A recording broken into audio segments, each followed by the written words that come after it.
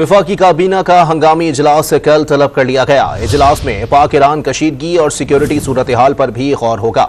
मजीद तफसीलात जानते हैं डॉन न्यूज़ के ब्यूरो चीफ इस्लामाबाद इफ्तिखार शिराजी से। शिराजी साहब, बताइएगा इजलास में कौन कौन शरीक होगा और कौन कौन से अहम उमूर ज़ेर गौर आएंगे? जी बिल्कुल, जैसे कि नाज़रीन को मालूम है कि इस वक्त निगरान वज़ीर-ए-आज़म जो डिवोर्स में है, अपना दौरा मुख्तसर करके आज वतन वापस आ रहे हैं और इस दौरान कल ही फिर वफाकी काबीना का इजलास हंगामी बुला लिया गया है।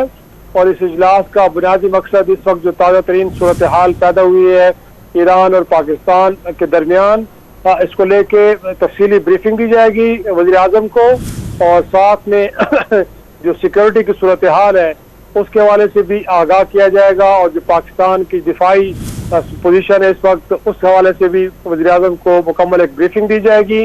वफाकी काबीना के अफराद के अलावा मुमकिन तौर पे इस इजलास में, खुसूसी इजलास में फौजी हुक्काम भी शरीक होंगे। उनकी तफसीलात अभी नहीं बाकी है, लेकिन मुमकिन तौर पे आला क़यादत मुसल्लह अफ़वाज की कल के इजलास में शरीक होगी।